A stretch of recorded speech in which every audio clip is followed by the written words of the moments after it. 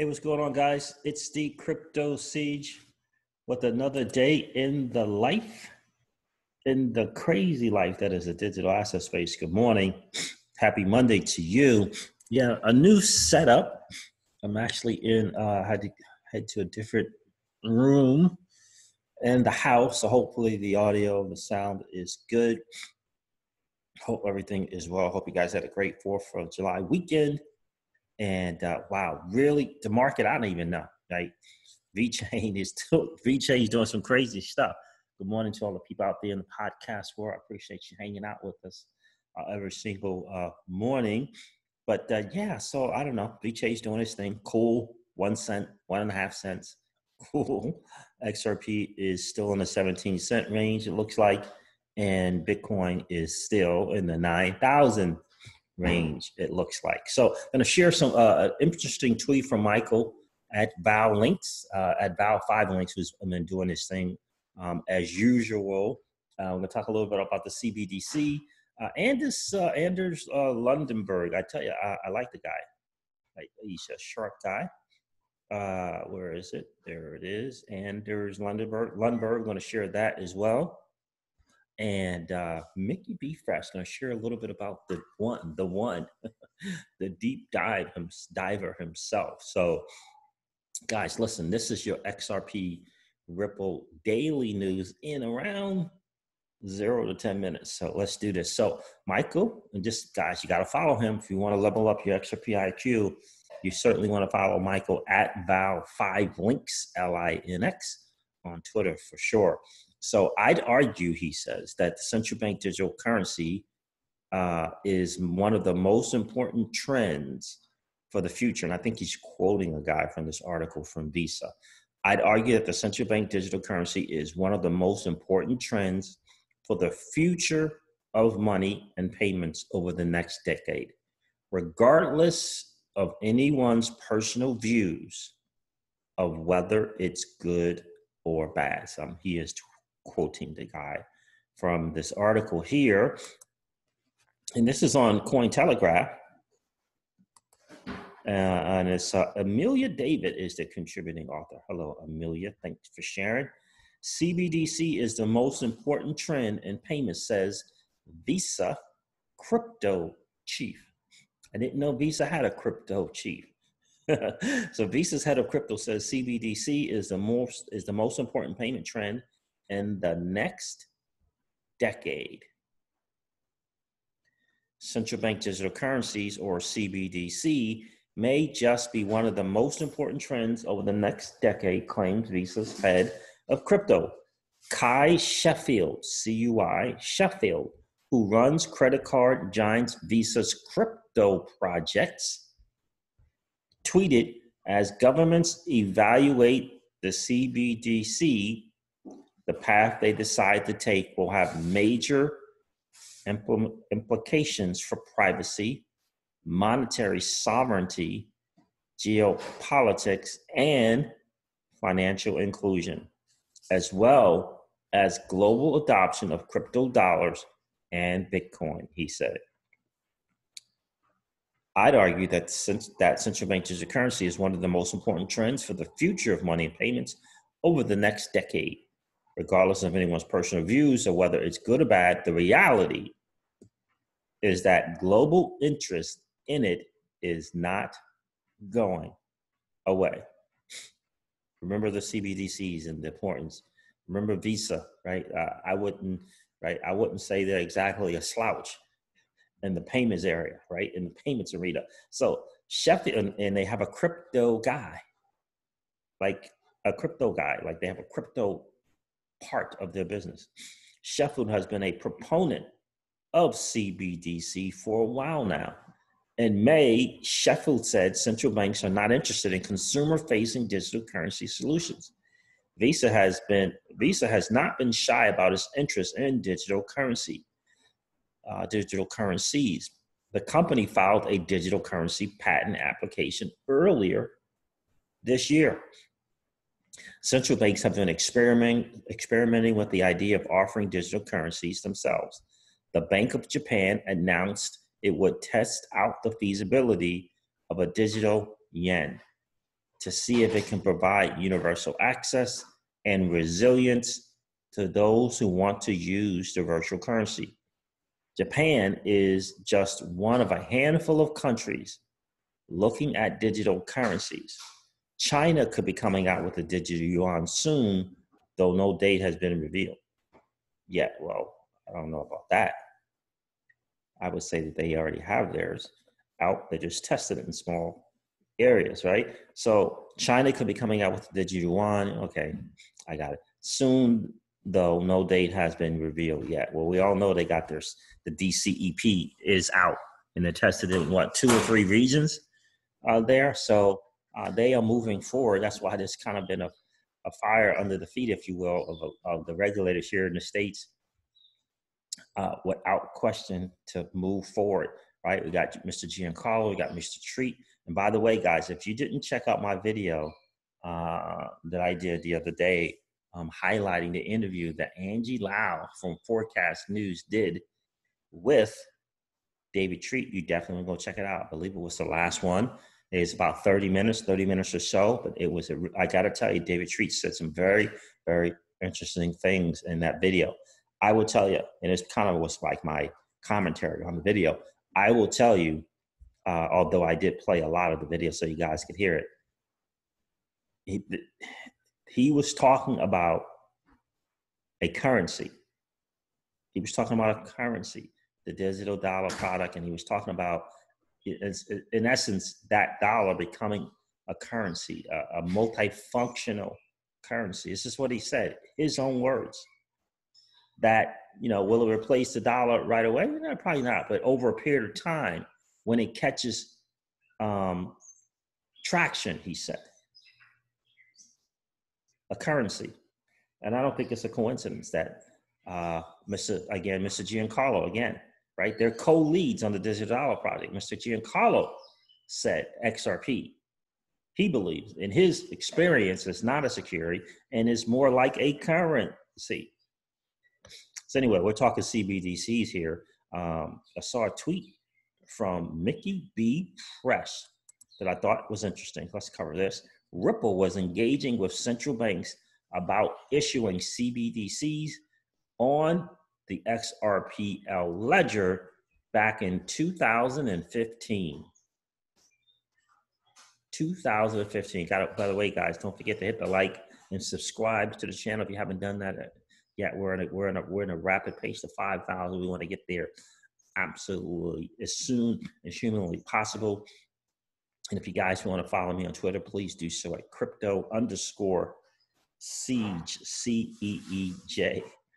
All right, so here's a deleted PDF from the Ripple website in 2015, a deleted PDF that Mickey B. Fresh still has. The dude is the one. RippleNet has just replaced the gateways. It's the same thing. And this is a web archive is where he found it, I guess. But let's go over this. This is how funds are transferred from the same currency transactions via Ripple. Funds on Ripple are cryptographically secured balances representing funds custodied by a bank for same currency transactions. Central banks can use Ripple to issue central bank money to authorize commercial banks. Commercial banks can use these funds to settle same currency transactions in real time. Again, PDF 2015. Ripple was engaging with central banks about issuing CBDCs on the XRPL ledger in 2015, guys, in 2015. David Treat from Accenture says, we've been working on this thing for years. We've been working on this thing for years. So check out, again, guys, check out that video, the last video I did. Again, 30 minutes plus. Great information, great deep dive, if you will, from David Treat. I mean, he was just really pouring into us. It was really, really good. And again, I was giving my commentary on the video as well. But if you listen to it, I got to tell you, you want to check that out. He laid some golden nuggets. He dropped a lot of golden nuggets. All right. Who can use Ripple? Ripple is designed to be used directly by interbank payment network members and operators and by liquidity providers. This is similar to how payment infrastructure is used today. This is 2015. Perhaps back then they were still calling it Ripple. Okay, so here's the diagram. It has central bank and regulators in the diagram, in the PDF. Network on the left, network on the right, members underneath, liquidity provider in the middle. CBDCs on the ledger in 2015. Network members, banks and financial service businesses. Those are the members. Banks and non-bank financial service businesses can use Ripple to provide the customers with new payment capabilities with existing capabilities at a lower cost. These capabilities may be critical to responding to trends driven by commercial pressures. 2015, guys, CBDCs, PDF, Ripple. All right, what are the use cases? Ripple can clear and settle transactions for low value and high value payments on any asset type, currency, securities, commodities. Today, the predominant use cases offer real-time currency payments, but don't sleep on the securities and the commodities. Real-time domestic settlement without a central counterparty. With Ripple, central banks can enable banks to clear and settle transactions bilaterally, thereby lowering the cost and the risk of real-time payments. A central bank can test Ripple by using Ripple's clearing capabilities, but still settling net positions via an RTGS system. Well, again, guys, I highly recommend you go check out the video I did the other day because another one of those really, really key, let me find that. Another one of the key statements that David Treat, who is the co-lead on the Digital Dollar Project, who is the senior managing director and crypto blockchain at Accenture, okay, he said, if we do this right, you won't even know that we're using it. You won't know. It's an infrastructure. Those are his words. Here's a video right here. David Treat of Accenture, Ripple partner, speaks to the impact because they invested in Ripple. And I believe, they invested in Ripple and using this products in the early days. David Treat of Accenture, Ripple partner, speaks to the impact globally of the Digital Dollar Project. Guys, if you haven't checked this out, you want to check it out. It will answer tons of questions for you. He really, really does pour. He pours his heart out here, sharing. Angie Lau has some great questions, and she led him in great directions. She really did a great job with directing that interview and getting him to speak on some very important points that a lot of us have questions on. So definitely go check out this video for sure. Right? For sure. So network operators, payment networks, clearinghouse, liquidity providers, central banks, non-banks. So the interbank payment network operators can use Ripple as a basic infrastructure. I'm telling you guys, go check out the video I did. The guy said, if we do it right, and if we do this right, you won't even know it because it's an infrastructure thing. The dude was giddy, and with excitement about the potential of what's going to happen with this thing. All right, guys. Interbank payment network operators can use Ripple as basic infrastructure to provide their members with critical capabilities at lower cost with reduced systemic risk. And by the way, Ripple has changed from a fintech company providing software to banks and FIs and SMEs to a blockchain infrastructure company. Mr. Brad just recently said, not too long ago.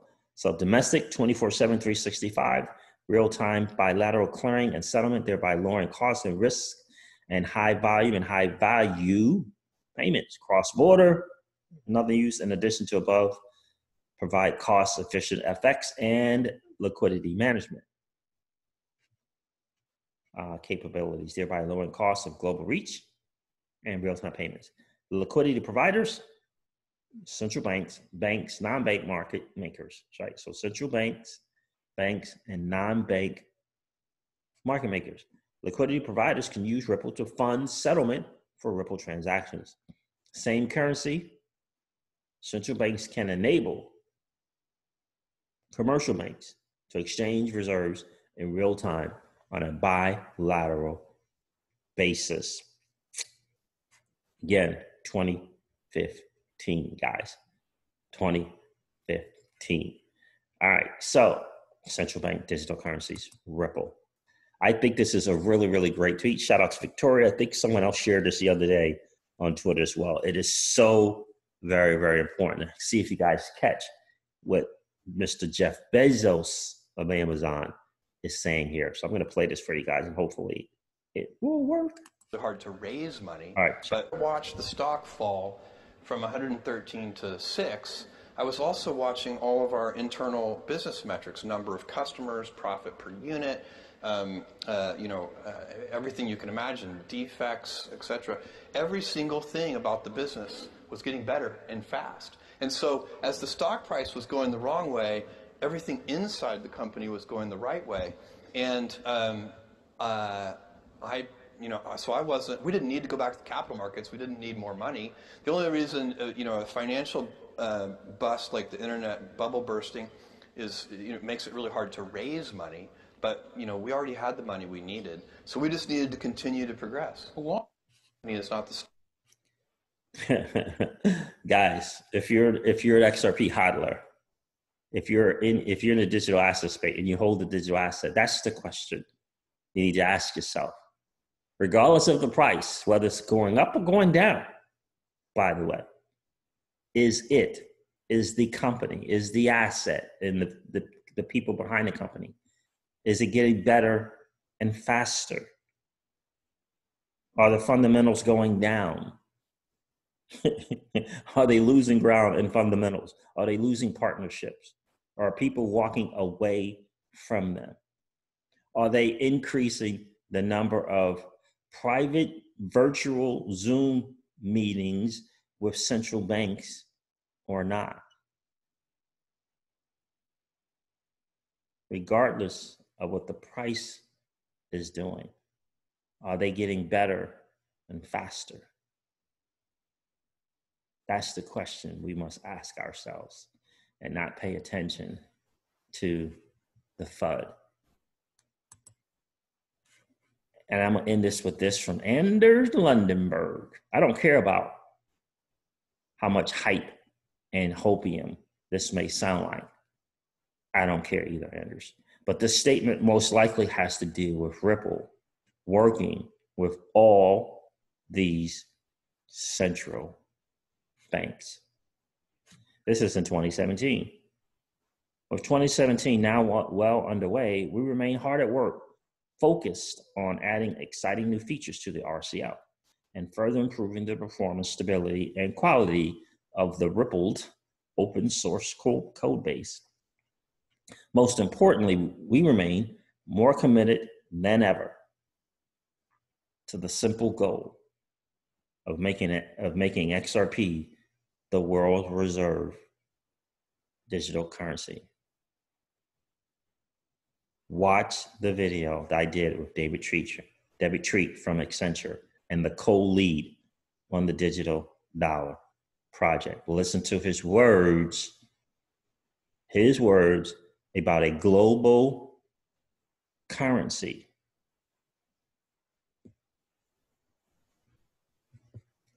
A global currency. Listen to his words when he says, will this digital dollar currency replace the US dollar as the world reserve currency. His words, his thoughts, his thinking. His partner in crime, if you will, at the Digital Dollar Project, Chris Giancarlo, said in his experience, XRP is not a security. It is more like a currency. All right, guys, listen, I'm going to wrap up this video like I do all of my videos and remind you guys of this. Old money doesn't want you to win. They don't want us to win. They would rather us remain a cog in their perpetual wheel of trading our time for dollars. They don't want us to play in the same playground that they play in, where we allow our money to work for us. This is our chance to win, guys. The digital asset space is our chance to win. We are in the midst of the greatest transfer of wealth in the history of man. Are you participating? Or are you standing on the sidelines? Here's what I do know, that the battle for you has already been fought, and the victory is yours. Go get it. I'll talk to you soon, guys. See ya. Bye.